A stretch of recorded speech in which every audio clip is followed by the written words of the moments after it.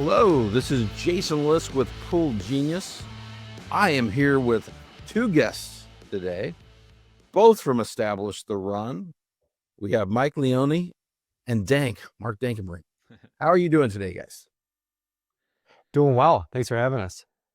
Yeah, excited to be here. Yeah, I'm glad you fit me into. I know for all of us, it's a constant crazy grind to get those projections out. We've got a big game tonight. As we record this, we're looking at the Thursday night game. Lots going on there with the Rams and Niners. In Survivor, and I assume also in the DFS space, because there's players coming into play who you may not have been expecting to be key players. How you guys viewing this game, both from Survivor? We've seen this line steam up to 9, by the way, in some of our numbers. And it looks like the 49ers may have a receiving core that's a former failed KC Chiefs law firm. Valdez Scantling, Sky Moore, and DeMarcus Robinson are all on the roster and all may be catching passes tonight. How are you guys seeing this game? Yeah, I mean, I believe this is the largest spread on the slate, or at least it's up there. We have the Lions at the Bengals is still over 10. Okay. Lions, Bengals at 10.5. Cardinals home versus the Titans 7.5. I'm interested in what you see in your numbers in terms of, I'm sure different Survivor pools vary, but if that Thursday night game sometimes ends up a little under-owned just because of the timing of things. It can definitely end up under-owned. We're flying blind. I'll be honest with you. This is probably what you guys deal with the DFS space more, and we'll get into that. But this is all projection, because the Rams numbers, if you look at some of the big national sites that are usually lagging indicators anyway, they're way behind. I mean, they've got the Rams at 3 and 4%. And there's just simply no way in a pool with people investing money and taking it seriously that it's going to be anywhere near that low. I think they'll be in the mid-teens. But yeah, that Thursday factor could hold it down in some pools. So you all both are in our Survivor Bowl. I see that Mark, you still have 3 entries left. So you're live with all 3. Way to go, Mark. Yeah, good job. Because only the dumb of us took the Packers in week 3 and took that brutal beat. Mike joined us. I was commiserating with him. We lost 4 of our 10. Our only losses in Circa were because we took an alternate shot on Green Bay, thinking we would stay off of Seattle's high popularity with at least some of them. And that did not work out with the way that game turned. So, Mike, you're not alone. We lost a lot on Green Bay. You've lost 1. So you both have 5 total, though. You're both very live in this thing. How are you viewing this week and going forward in terms of I do think value versus taking your shots at the field when you think they'll be overly popular? Well, yeah, that's a great question.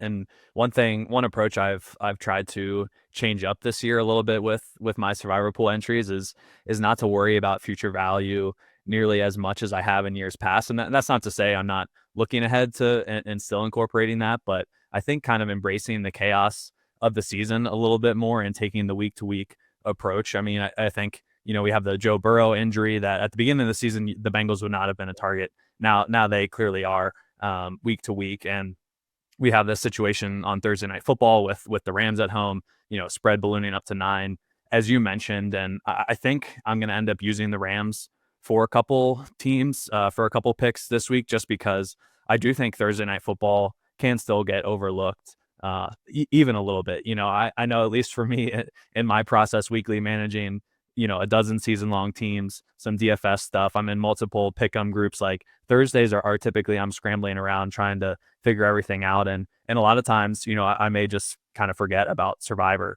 until the Sunday morning slate. So I think Rams, if you're on the edge, I would lean towards picking a Thursday Night Football team if you feel good about it. So yeah, with I'm trying to do future value a little bit less this year and then lean into the Thursday Night Football side if I do have a take in that game. Okay. Excellent. What about you, Mike? Any thoughts different from that, and how you might be approaching this contest or Survivors in general as you think about balancing those 2 factors? I'm pretty aligned with Dank in terms of the stuff this week. I've mostly been spreading out my picks in this Survivor pool where, everybody's got, I think, 3 entries to start. So it's multiple entries. And I've kind of been spreading out and sort of hoping to get some natural leverage on the field where if they're overweight, one of the biggest favorites, I'm like forcing myself to spread out, but not going all in contrarian against that. This week, though, I think I'm going to double up on the Rams as a team that I don't know how frequently I would consider using them moving forward, and the aspect of them possibly being under-owned this week. Survivor pools are definitely tough because you're balancing, we kind of talked about before this show, like making some comparisons to DFS. So if you don't mind, maybe I'm jumping ahead, but wherever you want to go with it. The comparison in DFS, the mistake sometimes people make is they think the goal is to score as many points as possible on a given week. And that sounds obvious, like that's the point. But with ownership on players varying to a large degree, you want to make a roster that's most likely to beat the other teams. That doesn't necessarily mean scoring the most amount of points. In fact, sometimes your best opportunities are on a slate that's very low scoring, and some of the best plays do horribly, and you've got leverage off of those plays. And even though you're not perfect, you're better than everyone else. In Survivor, there's a similar thing where if everyone's just kind of picking like, oh, I just want to survive as long as possible, you might think the target variable is survive as long as possible, but that might not give you the best chance to actually win if everyone's aligned with the same strategy. Where it gets tricky is DFS, you kind of like, it's one weekend and it's like easy to play that out. For Survivor, it's not like you're going to win it in week 5. You're hoping like a good portion of the pool maybe gets taken out, but you're not going to straight up win with the contrarian pick. And that's where sometimes it's difficult for me to wrap my head around exactly how to play it, because I don't think there's as much of a direct line to winning being contrarian as there is in DFS. Not that you shouldn't be contrarian, but it's a longer, more windy road to get into that W. And I think, and we'll touch on this in a bit. I think that when people say contrarian, they maybe think too contrarian, and you probably see something similar in DFS, like, oh, I want the guy who's literally on 1 out of every 1,000 rosters. No, you don't have to be that contrarian, right? In Survivor, it may be the 4% owned team, right? Because there's a 30% owned, and you're getting leverage that way, where the relative win odds payoff is such that you get a big payoff if it wins, and it's okay if 4% go through with you in week 3 or 4 or 5. Because you don't want to go to the 50% team that nobody's picking instead of the 68% team that 4% is picking, right? And so I do think people want to say, I'm going to give you some dizzying, like what we were just talking about. I'm just going to give you as I think about it, because I spend way too much time thinking about Survivor. So we talk about the Rams, right? So as you think about this contest or any contest, the Rams in week 9 host the Saints. They're probably going to be the biggest favorite along with the Packers that week. But the saw is the Rams are probably going to be super popular that week. Mm-hmm. And so by picking them now, do you get off the popular pick and create some natural leverage in the future where you're almost forcing yourself? That doesn't happen in DFS, right? Just because you choose to stay off of Jonathan Taylor in a given week, that has no impact on what you decide later in the future. But your decision on the Rams now actually impacts how you may end up playing out week 9. And it also may not work out. It may work out for you great in the short term. Let's say you pick the Rams and then big upsets happen. Your entry value went up. Your EV shot up. But now the people that somehow got through without the Rams, now they can't be massively owned in week 9, and now they're a smash pick. So it is a very challenging game in that way, in that you never know how the decisions work out, and sometimes what you think. That we still believe in planning, but we believe in flexibility and replanning every single week. Like, okay, what do we think the best thing is? So anyway, that's great. It's good to see you all on the Rams. I know we're going to be heavy on the Rams with our subscribers. We know some subscribers won't check in until after Thursday, so we'll be heavy for those that do before then. But yeah, I mean, to me, the Rams are a smash pick. I mean, you're getting a big EV play in a week where I think picks are going to be concentrated somewhat on Indy and Arizona. And those aren't like the super safe picks. Like, even though Buffalo made it interesting, Buffalo was 90% to win last week. That's not the case this week with the popular picks. So great to hear on the Rams. Any other, well, I want to get into the DFS stuff now that you've talked about it. You both are heavily involved in the DFS projections for ETR, right? Like you're involved throughout the week. What are your roles? Do you both do like the same stuff, just talk to each other constantly, or do you all divide up games, or how do you attack the slate? Yeah, it's interesting. So I work. I'm the primary like player projections lead, and then I work with Jack Miller. And on Tuesdays are kind of like our busiest work day because it flips over to the next week. So on Tuesdays we're going team by team through all the individual player projections. And when I say that, that means target shares for every player on every team, rushing and carry shares for every player on every team, and then kind of trying to get those in a good spot. And then Leone will come in typically more so on Wednesdays and start the team level assessment and go through team level inputs, play calling, and then efficiency stuff for both the team and on the player level. And then Jack and I are typically done Wednesday night. We'll split up the teams, go 50-50. Like I'll do the first run on half the teams, he'll do the first run on the other half. Then we'll kind of check each other's work, compare notes. That way, leave each other, a long laundry list of notes in Slack. And Leone has access to those too. The three of us are in a chat together, kind of going through everything. And then as the week goes along, I'm heavily involved in our props product as well. So if we have a props bet showing, then I'll kind of look through the team level stuff that Leone has done initially and say, oh, I think the pass rate should maybe come down 1 percentage point here, or maybe we should bump the plays projection per game. So we kind of all have our own individual roles, and then are also checking each other's work as the week goes along and trying to come to the best kind of group conclusion there. Okay. And so and I apologize, I'm somewhat of a novice at DFS. It's one of those things I haven't poured into. I'm big into best ball, but I feel like sometimes I'm the sucker at the poker table if I show up to a DFS and I'm a quote hand builder, or it's not what I spend most of my week focusing on. When you set the projections, is it entirely just like subject matter expertise on how people are likely to pick, or are you getting into data from anywhere to help you project how ownership will go? For ownership, we're kind of in tune with what other, like, I guess you call them tout shows, for lack of a better word. People that do the same thing as us, like what are they kind of telling their subscribers? Just paying attention on X to, community of DFS players, you kind of get a sense of who everybody's on for different weeks. So there's some level of just like intuition and paying really close attention, and just, we've seen so many past slates. We kind of know the types of players people might funnel to or funnel off of. And then, just paying attention to market projections as well, the props market, what other competitors are projecting to kind of give us an idea of, if people are using, a lot of people use optimizers and whatnot, like what kind of exposures are those going to give to people, because that'll kind of reflect what the actual ownership is. So it's some combination of all of those things, and it still can be difficult. You still see some surprises, and there's lots of different types of DFS contests, so it can vary quite a bit from field, whether it's like a single entry or a contest where someone could put in 150 entries. That's going to adjust the ownerships, just like in Survivor. If it's a contest where someone has a single entry or people have multiple entries, they're going to play it a little bit differently. Well, that sounds exhausting, by the way. Do you have alerts? Like, how do you keep up? I'm like trying to picture monitoring that many people.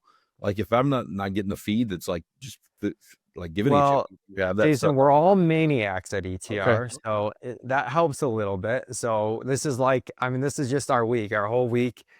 And sometimes you feel stupid. You do, like there was a couple weeks ago, you spent all this time trying to figure out the ownership, the contrarian plays, and then if we just played our optimal lineup, and just clicked a button, would have won. That rarely happens, but you do feel like you waste time some weeks. But the weeks you get the payoff, it's well worth it. The time spent, and we've got a big team. Mark mentioned the main projections team, but on ownership, there's some other people, especially Sam Brott, who's on our data science team, that are contributing to this quite a bit, that are in tune, and then guys like Dank, Adam, and whatnot, who are just playing these games, pretty heavily. They got skin in the game, and are able to leave comments for us to make adjustments off of.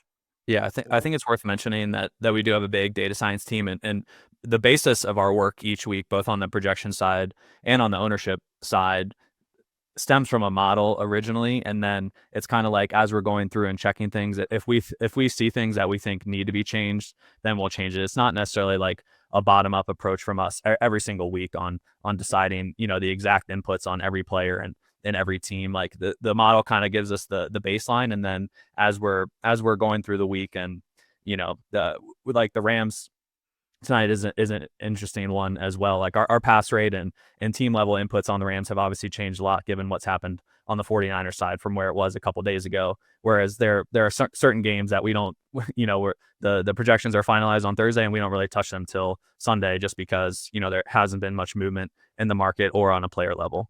Yeah, I assume when you talk modeling, you're talking about things like, how does a 9-point favorite behave when we see the total drop? I assume the total has dropped. I haven't checked in the last day or two, but given the injuries, how do they behave play calling wise in that situation versus if they were a 3-point favorite, right?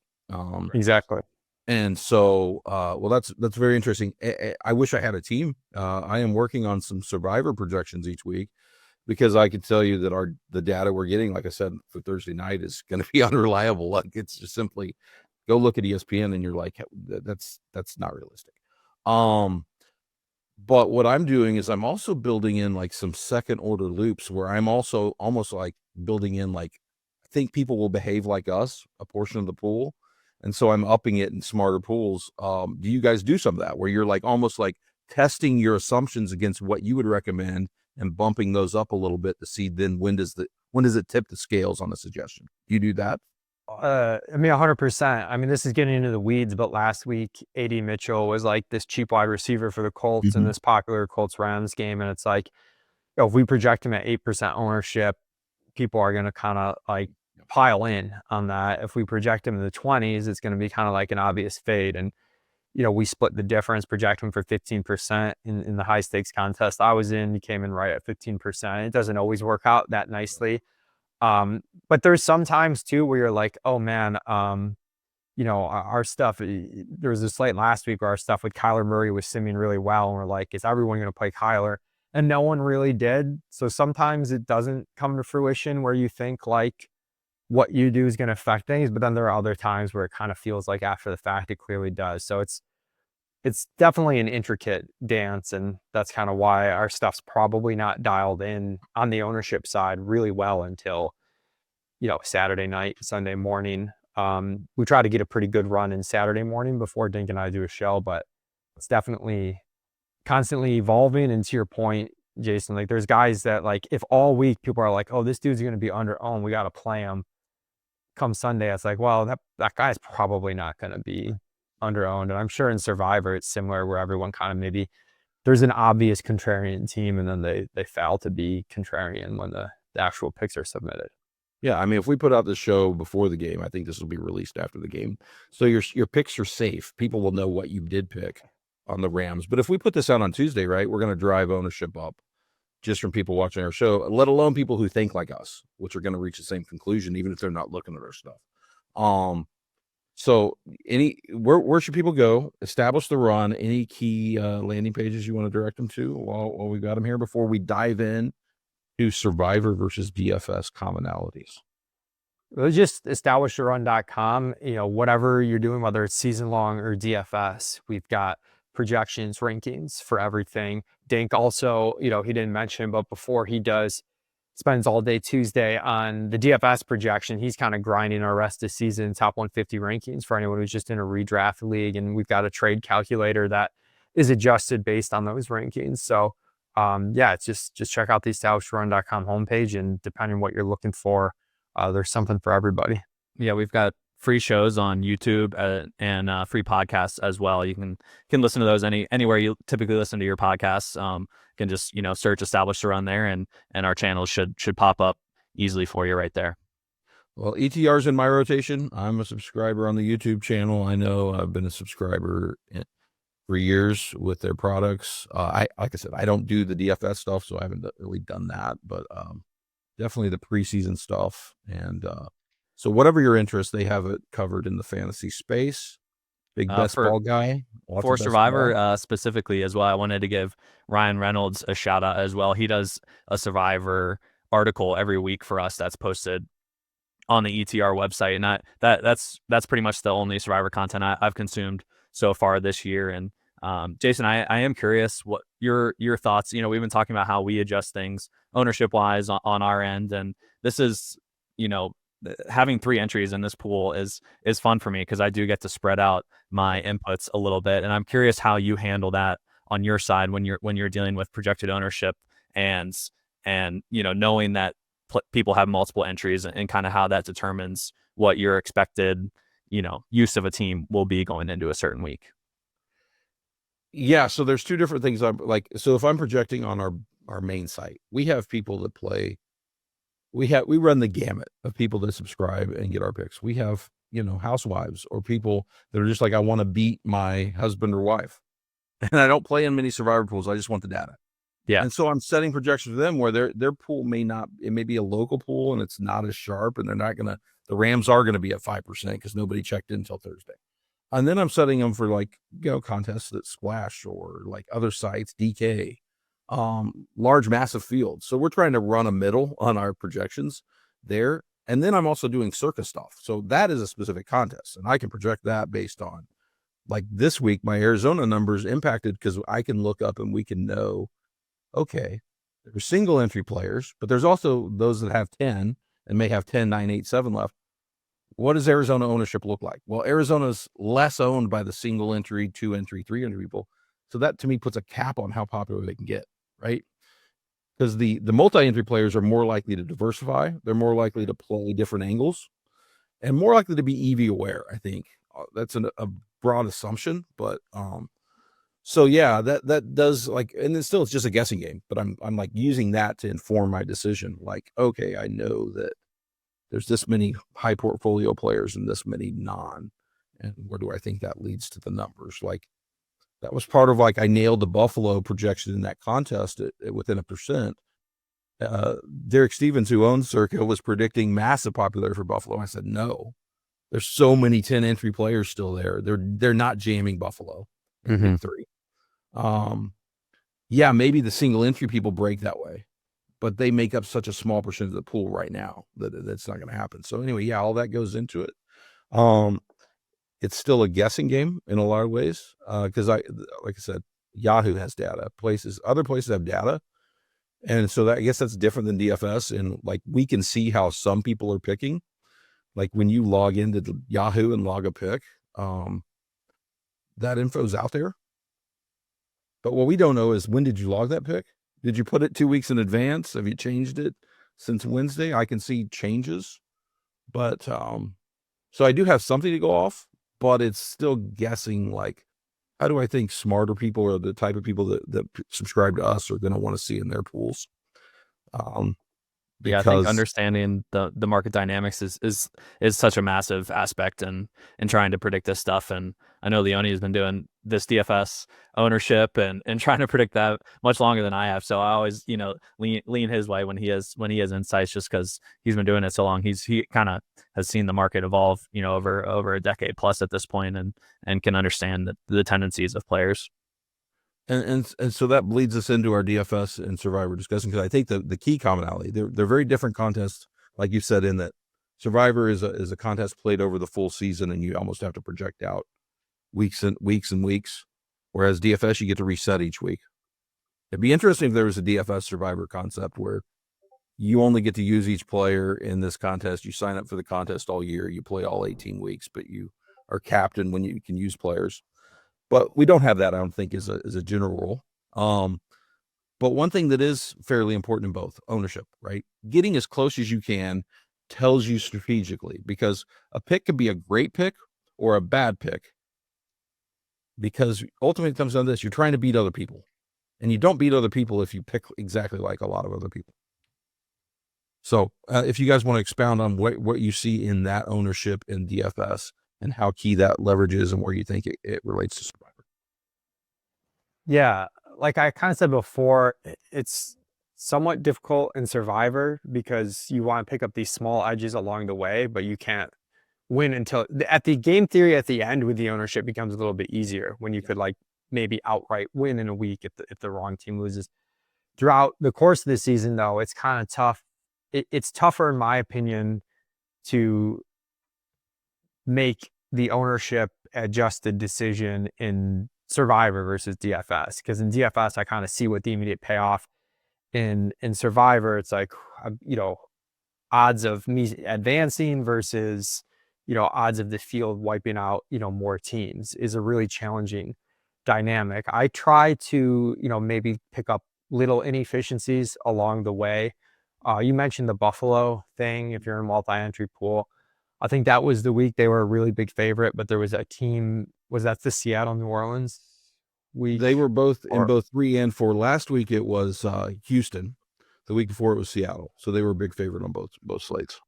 So I do think there might be an element of, if you're in a pool that is like actually like kind of sharper and is going to play those teams that they probably can't use safely moving forward, if the ownership funnels too much there in a given week and you've got a team like Buffalo that's like a meaningfully better favorite, I kind of like using a team like Buffalo where you're safer to advance, and you're getting an ownership discount probably relative to where they should be, because people are maybe planning ahead too much.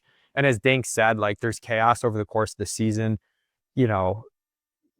Something happens to Josh Allen or something, and Buffalo, can't be used again, rest away or something down the line where you think you've saved this team that you haven't. So that's one thing I like to look at.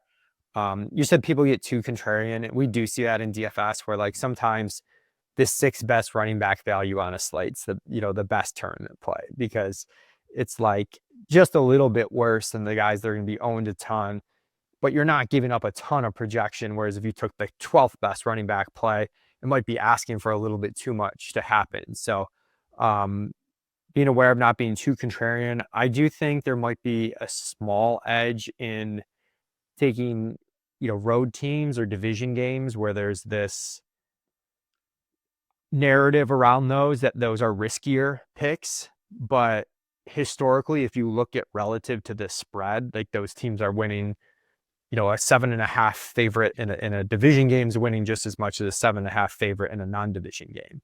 But people might not pick that accordingly. I say that with the one team that I lost being a road team in Green Bay, Yep. in Green Bay at Cleveland. But it happens, right?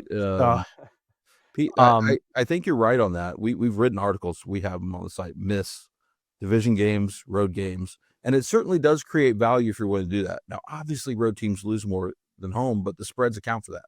That's what you usually don't get a 10.5 point favorite like Detroit on the road, because it has to be a true, really big mismatch.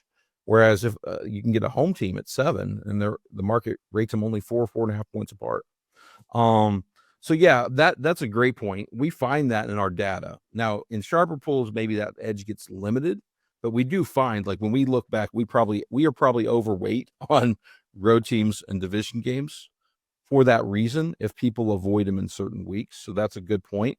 The one thing I want, you talked about that low ownership and making that difference contrarian. We did have a YouTube commenter, 2 of them, in our earlier video this week. And one was like, I'm taking the Saints. What do you think? And one was like, I'm taking the Giants. And I was just like, you two should just get a side bet.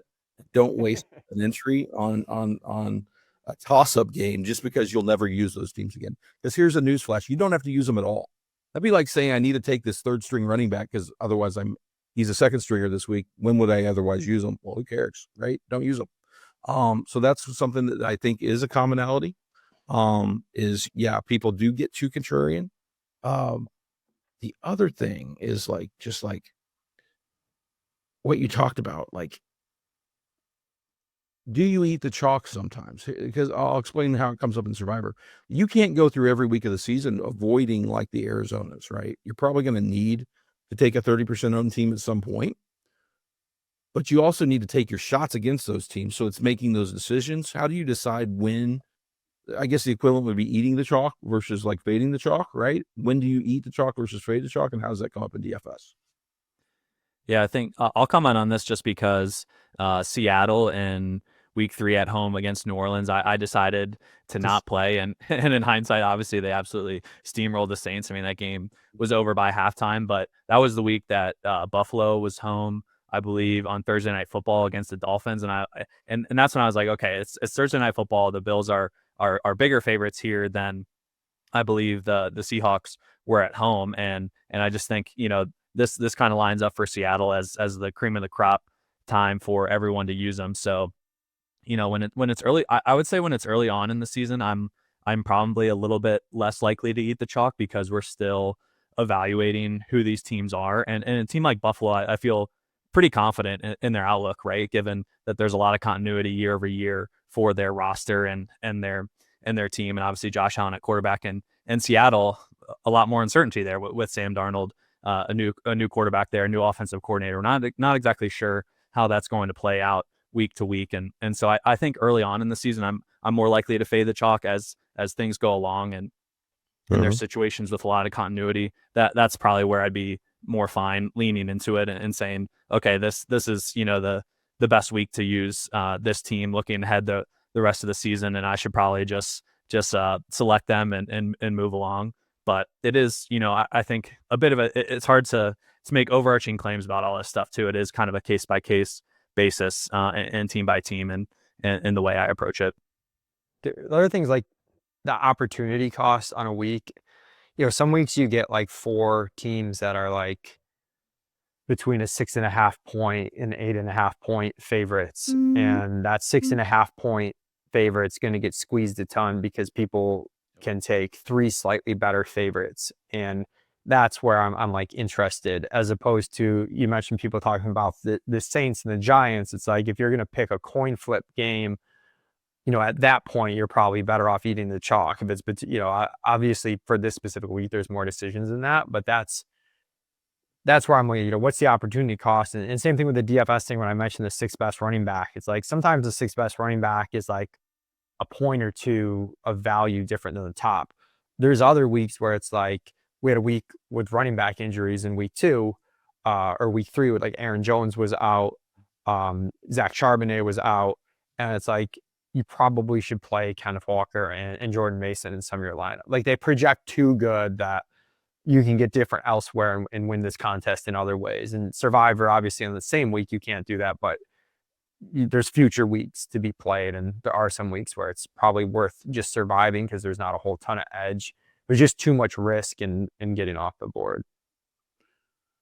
Definitely. And people can sometimes get too cute with the future value savings. And we see that when eating chalk, right?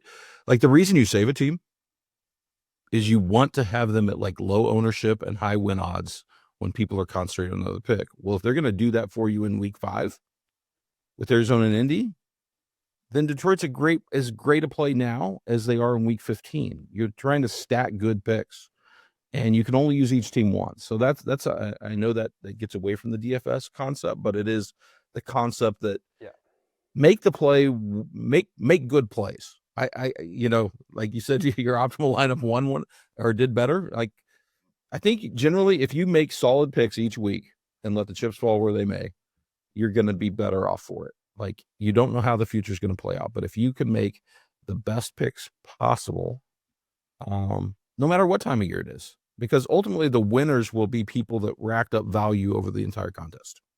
That's where this week we talked about the Rams stuff, but if the Rams end up similarly owned to the Colts, I mean, you're getting 1.5 points of value on the Rams, and I don't know if the Rams are that much more likely to be in a great spot to be used again, in the future than the Colts. It's kind of up in the air.